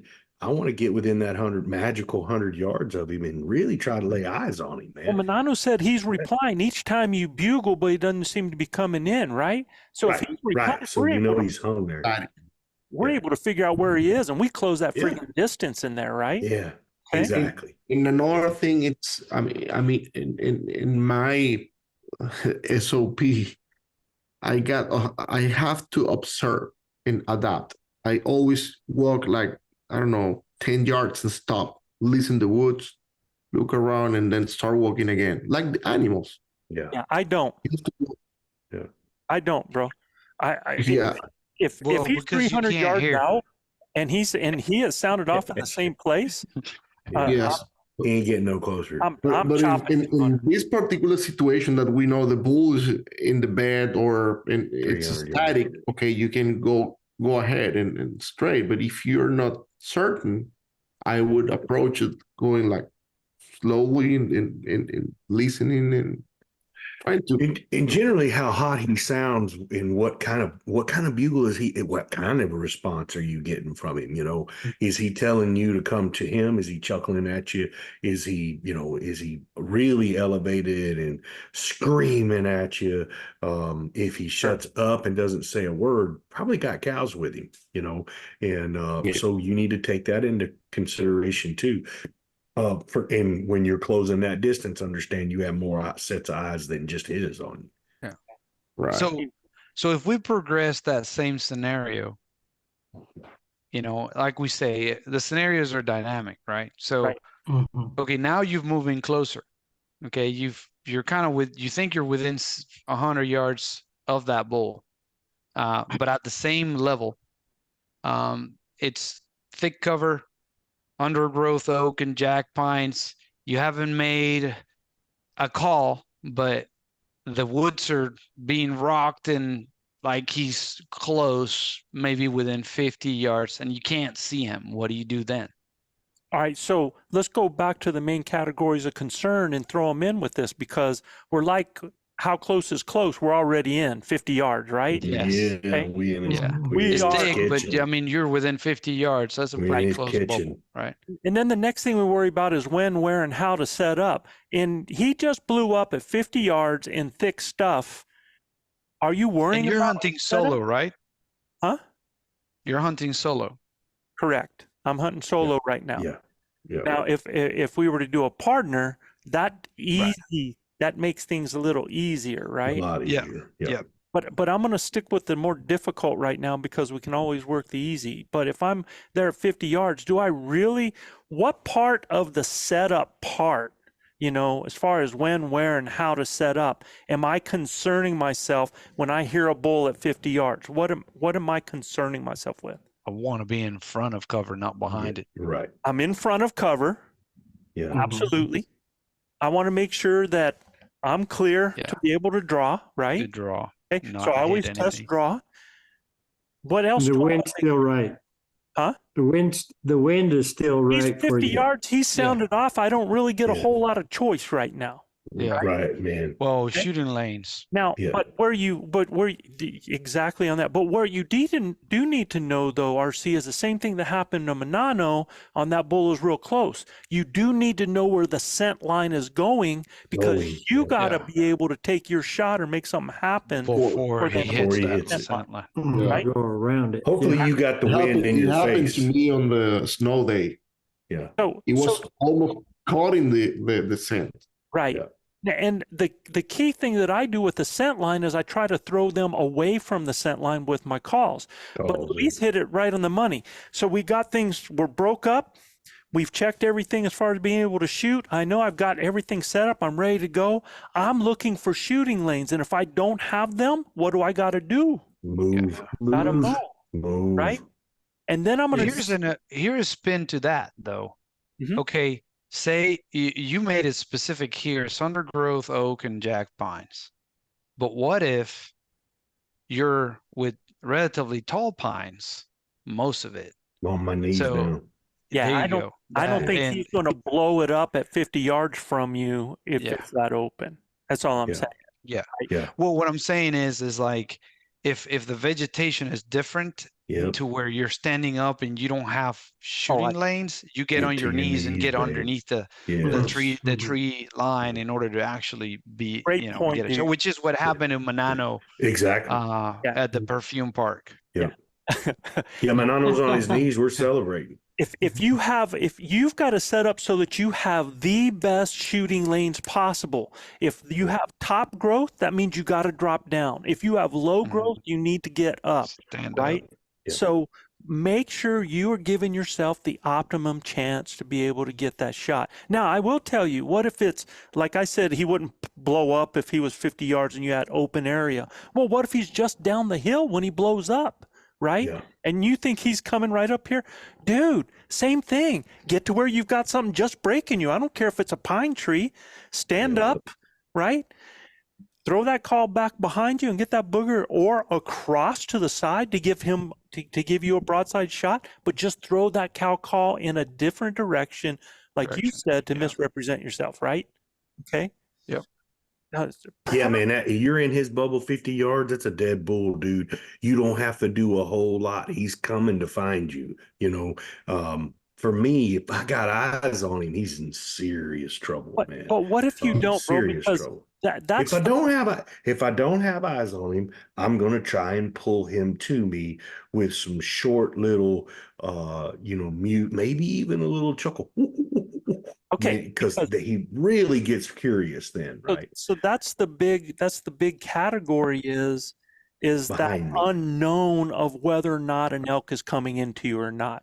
A lot of times God, you can hear him sometimes you can. at that close, 50 Yeah, yards. at You can 50, hear him. But what if he's Ooh. like at 150 when he sounds off? Yeah, And you've thrown different, some calls different. behind you and nothing Yep. has happened for 10 minutes, Yeah. right? No? Yeah, for sure. Gotta go.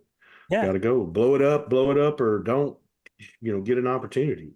Yeah, or stay patient because you've only been there for 10 minutes. It's like what Agreed. Luis said with Agreed. Manano. He saw the bull right there.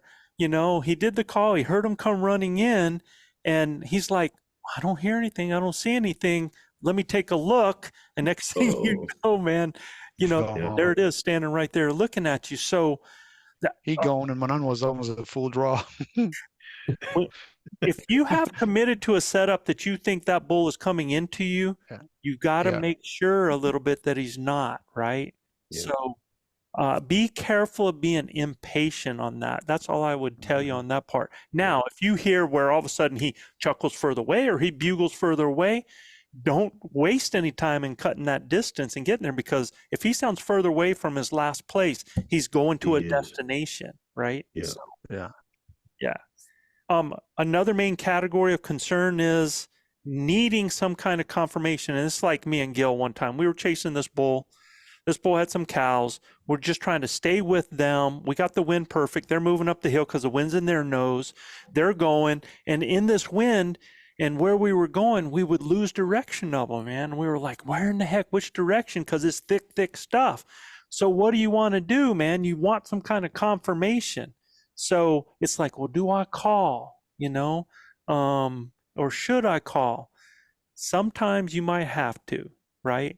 Yeah. And Yep. you can, all you're doing is once you get that and you get that confirmation, you had better cut that distance again like that. So that's Yeah, Knox and I one time were on a hunt, and he had this bull fired up, and I mean it was super thick jack pines, and I made the mistake my own self of being on my knees in those jack pines. I couldn't see the bull, and he was standing up behind me, and he really couldn't see the bull either. But the bull was coming in on a rope, but he had cows with him too, right? Like he's leading, pushing the cows to us, and this bull was so fired up, man. He sounded like he was in our hip pocket, and we got impatient.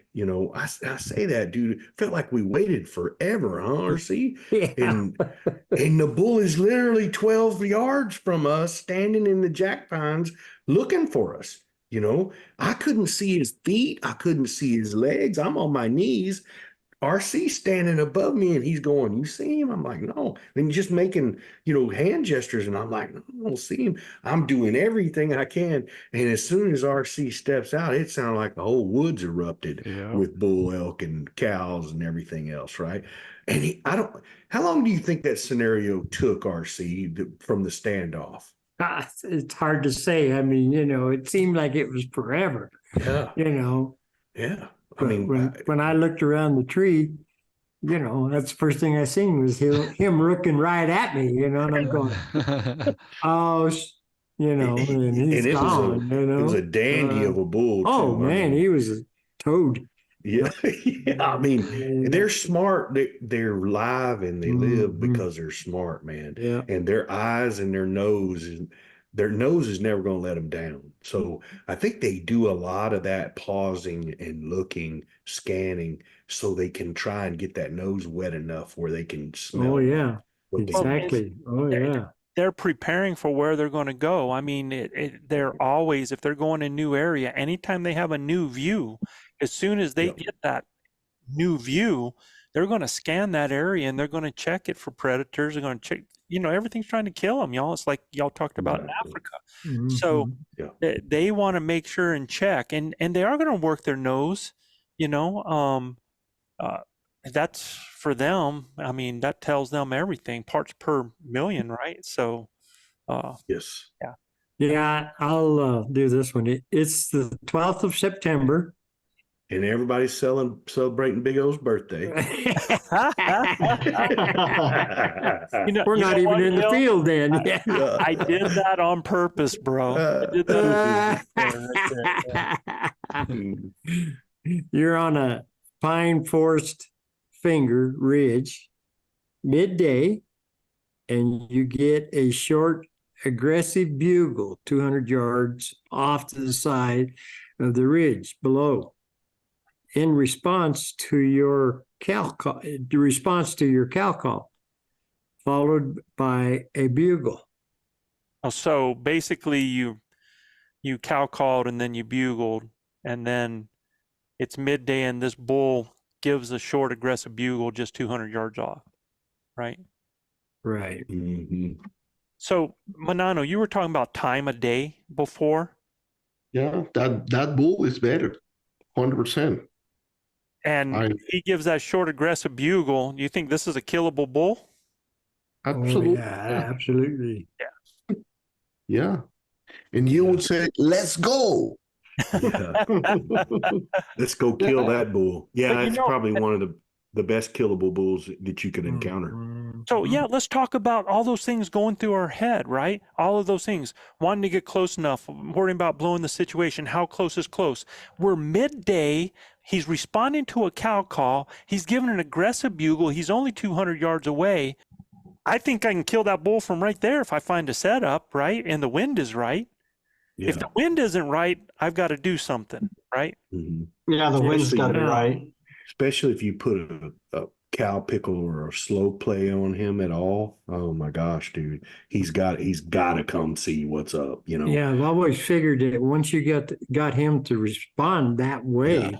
it's like, oh, game on. You guys better get ready. Yeah. Put your little rut vest on and see what happens, Oh, babe. yeah. I think And the the only minute thing, he blows up at you, you shower down on him, man, and you can really get it. That's one of the coolest setups that there is, man. You encounter that, and it's a game on. yeah, What I if think, the wind's not right? Thermals are going down. What do you do? yeah. So it's You gotta midday wait it right out. now. Yeah. I mean, we're Go midday, so around. thermals Thermals are are probably coming going up. Thermals are So, coming so up. if anything, I'm worried if he bugles up above me. I'm not too worried if he bugles down below me. Yeah. If he's in a situation where one or the other, I might, especially if he's above me, I'm gonna have to get up.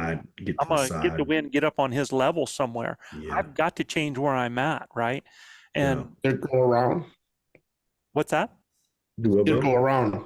Yeah, Yeah, I've go gotta around. Yeah. move, right? Yeah. Yeah. Yeah. And I mean, again, how far around I got to go and how straight I can go depends on the Terrain. thickness of the vegetation and the terrain. Yeah. That always plays into it, man. So, you know, at that point, especially midday, if I cow called and I bugled and he answered up just like that, man, I'm like, this is a bull. This is a bull that wants to play. Yep. Yeah. Yeah, exactly. Yeah. He's like, he's in a lot of trouble too. yeah. He's in a lot of trouble. He's worked up already. Yep. You got him, answering you from his bed. Man, now it's just time to formulate your plan So on what your am I setup. looking for in my setup then? What do I want to do? Do I want to find a place where I can see him coming 150 yards away? Absolutely not. Absolutely not. Yeah. Because he'll stop and scan from that location as well. No, you don't want it super thick, but you want some good shooting lanes. Try to even narrow it down in a little finger or corridor that he's got to come through there, right? And then avoid getting skylined. Yeah, avoid being silhouetted. Stay out of the sunlight. Get in the shade. That's a good point, man. Always in the shadows, right? That's something I had to Always teach in the Nano, shade. right? Yeah, I learned the lesson pretty fast. But I always try to put myself in spot that either I got some obstacles that the bull must cross in front of me, or he will be forced to pass through certain specific location that will be able to have full body window.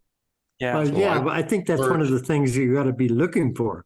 I mean, you're not going to have that happen all the time. So it's like, but when you're out, I think that one of the greatest things that a person could possibly do is, whether there's an animal or what, just stop and say, okay, we just heard a bull.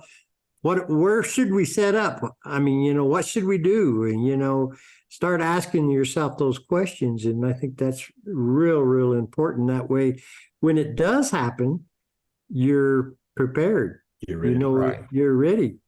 So. Mm-hmm. No, absolutely.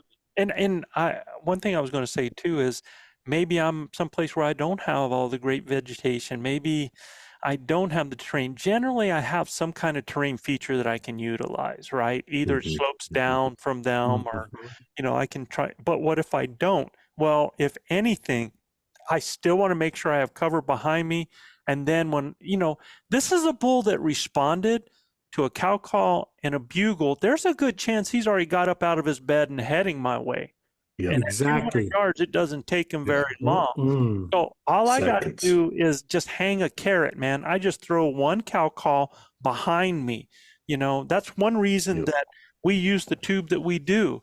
We use a flexible tube. We have it underneath. I'm able to look forward. I can throw calls back behind me, and I just throw that cow call, and I'm ready looking for what's going to happen. And then I just let it marinate and work, man.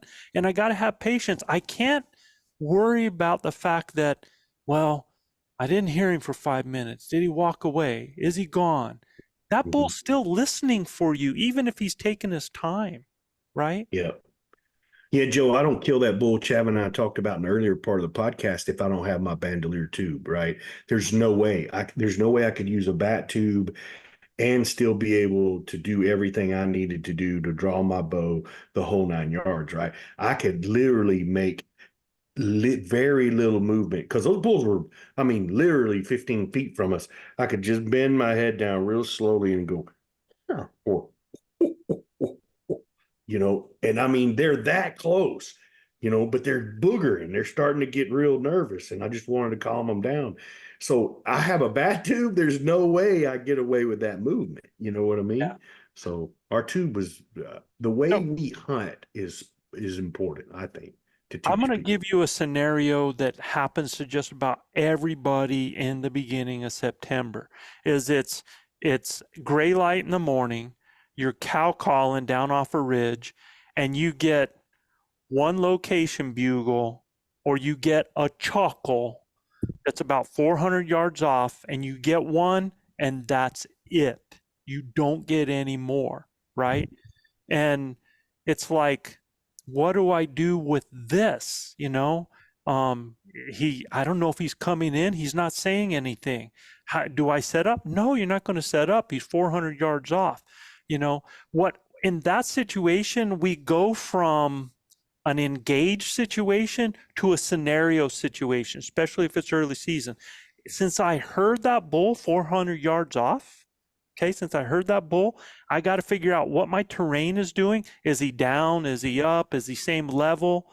And I need to start cutting that, put myself in the best position wind-wise, put myself in the best position according to time of day, because if it's time of day, he might be heading up, right?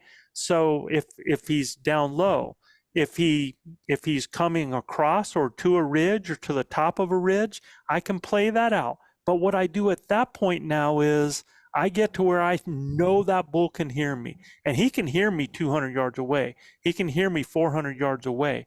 And I start creating a scenario to bring him into me. But guys, if you do this, if you do a scenario where you get in a setup because you know the general area where that bull is coming from, and you want to set up so that bull has to come up, over, under, around, through, in order to find you, pick the best setup because you're picking the playing field at this point. And then you're going to do a scenario, but you have to, like a scenario such as if we're doing a love straighted bull where I'm sounding like a cow at first, and then I'm adding some, frustrated bull sounds in there. I'm not doing any bugling. I'm doing some raking, some different things like that.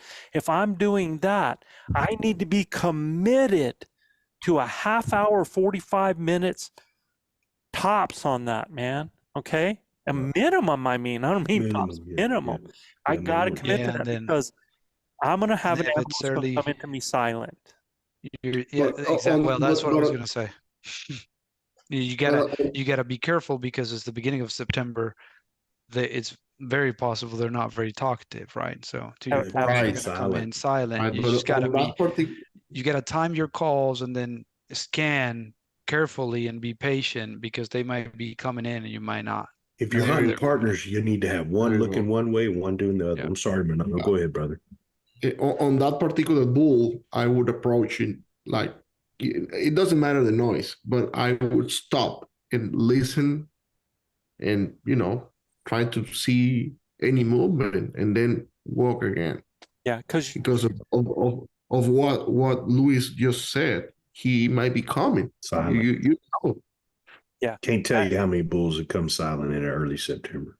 Yeah. I'm thinking, and I don't know how many I've had and that's another thing is that, setup is before you ever crank on any kind of a call, Yeah. even talking to the bull that you just had, especially at 200 yards.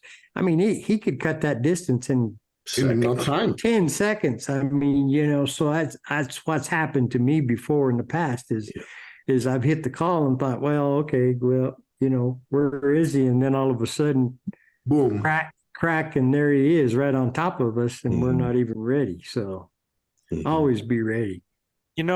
This has been, I'm hoping that this has been good for a lot of people. And I still think we can dissect it by taking scenarios, and maybe we need to do stuff like that. We need to come with scenarios, go through our decisions, those questions that we ask, and break down why and how we're doing it until you understand that. Once you do, maybe you don't need to listen to the scenario. Maybe you don't, but I'm telling you, that's experience factor that you learn from. And, I think we did a good job with this. The other areas that you guys struggle with, send an email in. Tell us, this is where I'm having trouble. This is where I lock up. This is where I don't know what to do. A lot of people, it's when, where, how, and what to call Right, yeah. Mhm. doing it, right?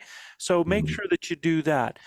Before Gil, I let you close us out, I want to again congratulate Paul Perky, because Paul, you are getting a soloist bugle tube, and you're getting Juice. the newest ElkBros call. This is the juice right here. So And good. it is our X frame. Mm. Our X frame. If you take a look at this, you'll see that it has a whole different type of pallet plate on top of there, pallet dome. It is a hybrid one that will give pitches that you've never ever hit before, right? It goes into another gear in another stratosphere. We've Yep. been testing that call since September for Mark and the boys, and I'm telling you, it's effortless, guys. It is absolutely effortless. You don't have to use a lot of volume. It's one of the best calls I've ever blown. And I mean, look, we love our signature calls, but the juice is definitely worth the squeeze. Hey guys, so good to see you tonight. So good to have Yeah. everybody, Mhm. man. Yeah, it was so good to have the Flatlanders show up with us. Joe, one of our famed elk hunting coaches that's doing really cool things out there, man. Y'all check him out at the Flatlander and Cole Wilks Hunter. I mean, on Instagram, the guy's blowing up for sure. And he's carting us with him, so we love him. Y'all, I've said this at the early part of our podcast. Joe has done a phenomenal job of bookending some of this setup stuff with our IG posts and posts on shorts and YouTube. We are dedicated to growing our YouTube channel. We've given him years worth of content, and we're constantly putting out more stuff. I mean, so I can't wait to see what Joe comes up with next. I absolutely love. We got the Mafia back in the house. We got all the crew here. This has been an unbelievable podcast. Can't thank you guys enough.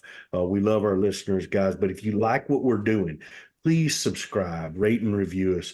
You have to go to Apple Podcast or iTunes to review us, and be sure to include your name and where you're from to get in on the spin a winner wheel in our drawing, man. And you got to check out more elk hunting content at ElkBros.com. And just a reminder, if any of our listeners would like their questions answered on our show, please send us an email and send your questions to info@elkbros.com. That's INFO at elkbros.com. And like we say down here in the Lone Star State, husbands kiss your wives, wives kiss your husbands, hug your babies, keep your broadhead sharp and your powder dry. And we'll see you next week right here on Blue Collar Elk Hunting. Yeah, baby. Peace. 2024. Let's rock it. Exactly. And for all our other grinders out there, here's some more music from our brother Tony to close out the show. See you guys. Peace, peace.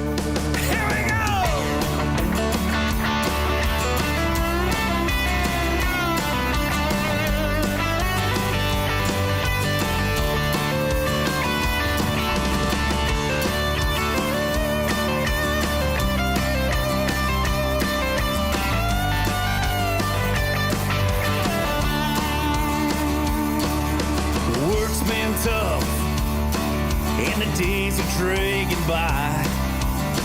Nothing seems to go my way, and I'm ready to say goodbye to all of this garbage on TV.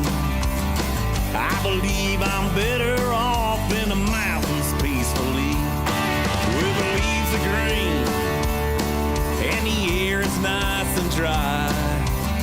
Hit the forward button, man, it's almost time. Is it September yet?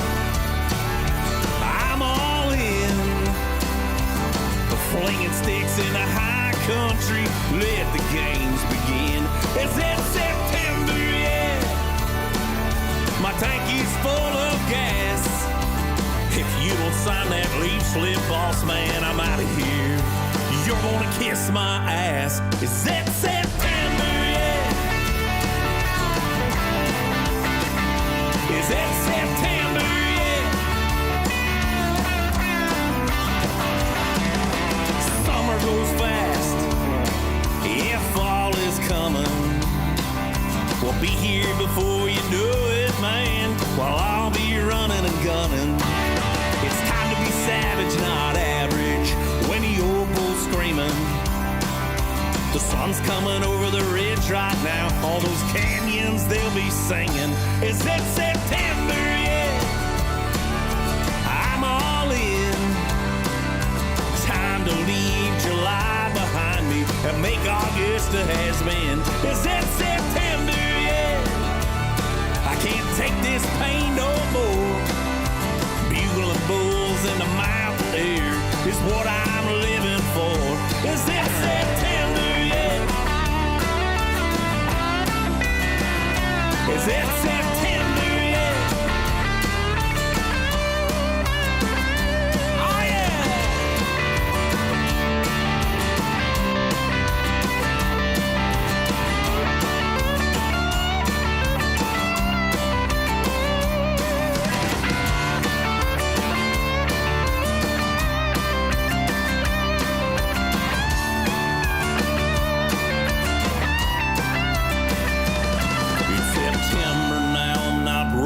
Dice, gonna take it all in every morning and night.